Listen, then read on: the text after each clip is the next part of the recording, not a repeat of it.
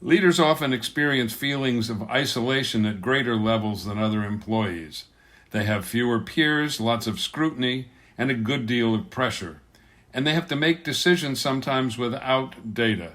And they can have information that must be kept confidential. In addition, they have to watch for feelings of isolation amongst their staffs. In this episode, we'll discuss some of the challenges leaders face regarding feelings of isolation and how to address them. Hi, I'm Rick Kendall. And I'm Fred Ball. Welcome to Management Mastery. The purpose of these podcasts is to share what each of us has learned about good and bad management in our combined over 40 years of experience, both as managers and executive coaches.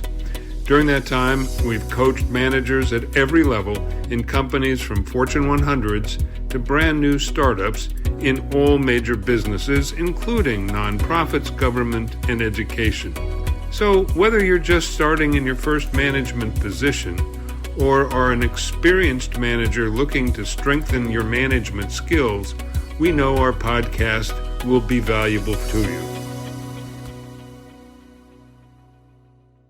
In our episode on understanding your new role as manager, we discussed how the behaviors of people around you will change almost overnight when you become a manager. Colleagues suddenly may become your staff and you the boss. This sudden change can be very disorienting for you and for your former colleagues who are now your staff. And everyone, both you and them, is aware of your change in status.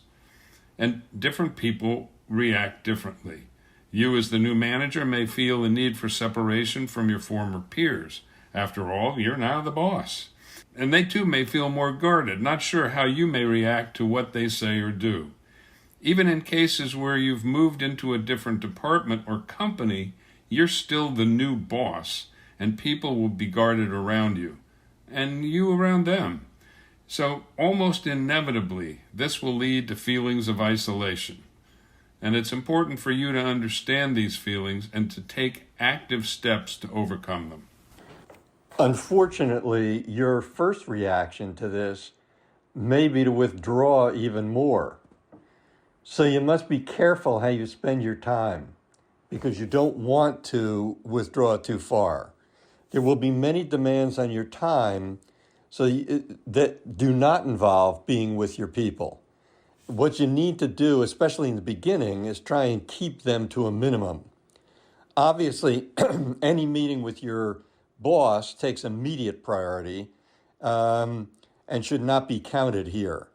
However, other isolating activities need to be carefully monitored. Let me give you a couple of examples. Time with administrative matters, doing written reports and quantitative analysis such as financial and marketing reports. That could be done after the workday.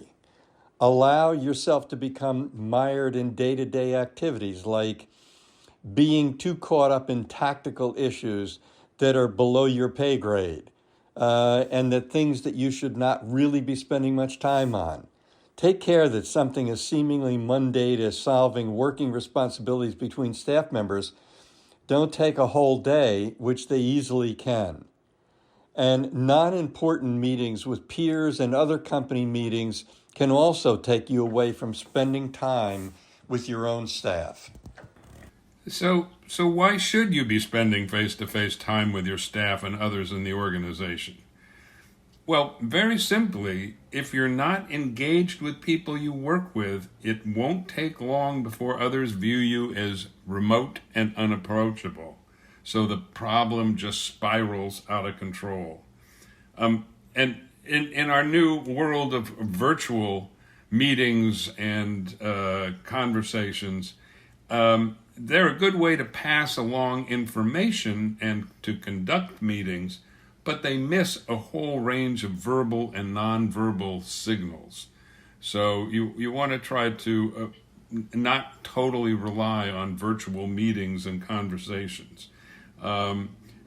Reading reports and assessments or analyses, do the same thing. They're a good way to communicate information to you, but you lose the subtlety. but they will tell you who the author is, and you want to seek out, when it's possible, the author, and so you can have a conversation and really try to get more nuanced understanding of what the author of a report is trying to communicate and their view of the broader situation. Rick, we see that all the time, and in particular, people who managers who are slightly introverted may find that they can do some of those things and say, "Well, I really don't need to talk to the person." But what you just said is I think important, that you need to find out, do as much conversation as you can. I remember working with someone who in their company, they finally had to set a rule in the company that if you were within 50 or 75 feet of other people, you had to go see them rather than sending them an email. That's just absolutely ridiculous that you have to get to that stage. Yeah, well, I think we've all, speaking of emails, we've all had the experience of being totally misunderstood when we communicated by email, because you lose the feedback, you lose the response, you lose the subtlety that body language and tone of voice and all that can convey. So texting and emailing can be, it's very efficient, but it can be very dangerous too. Efficient, yes, and dangerous, I agree with. Um, but you should be spending time with your staff, and you want to think about the behaviors that will be successful. First, before you go into any meeting, remind yourself you have an opportunity to build greater rapport that will reduce your isolation and help you to become a better a partner with the person who you're meeting with. Yeah, I think it's important, particularly with your staff, that you open yourself up a bit to them. I mean, if you've been promoted to boss over people who you have been working with, I mean, you need to send signals that, look, it's still me. We can still be friends, and you want to share. If it's a new staff, again, you want to open the door to, some personal conversation, some asking how they are, asking about their family, that sort of thing. You want to let them know that you're open to interacting with them as people, and you want to celebrate wins when the department has them. You want to try to build esprit de corps within the department. Congratulate staff members when they have a success, or the team when it has a success. So you want to. It's really up to you as almost the coach or the manager of the team to keep its spirits up and to keep everyone feeling that they are a member of the team, and that you are too. Doesn't cost you anything to say, just wanted to say to you that you did a great job on such and such yesterday. Right, and I think it's important to do that publicly as well. So everybody shares in the victory. Now, meetings with your boss, doing this with your boss, that can be a little trickier, because you sort of almost have to let them take the lead, but you want to try to open the door a crack. How's the family, or ask a question, not too personal. Say something about yourself if it's appropriate, but you need to let them take the lead on that, because some bosses just aren't into that, and you don't want to come across as too familiar, but let them set the tone, but be open to more interpersonal communication with the boss. Yeah, the other thing is that sometimes if you have a more open boss, and you say to them, just how are you doing, you'll get from them what's going well and what they're having more problems with, and they may be open about that, which would be really helpful in helping you to bond with them. Oh yeah, yeah. just be careful to let them kind of set the tone, but be aware of it and respond to it appropriately. That's all. And with your clients, it's kind of the same thing. You want to get to know them. You want to know about them. We all like it when people are interested in us, and be open the door to them making criticisms of or suggestions about how you could do a better job, where your department may be not doing everything that they'd hope you would. So you just want to build that relationship so they feel comfortable in having candid conversations with you. When you're dealing with both your boss and your clients, though, it doesn't hurt to give them some good news, and that good news can be with your boss. Tell them something that you've worked on, and with clients, if you can give your clients good news, then you're liable to hear some good things back from your clients as well. So it won't just be the things that you're not doing. It might be the things that you're doing well, where they say to you, Joe Jones did something for me that was really helpful. Right. And it's the same with key stakeholders, suppliers or regulators or peers in a department that you do business with. All of those people, and we all know it when we think about it, that the more kind of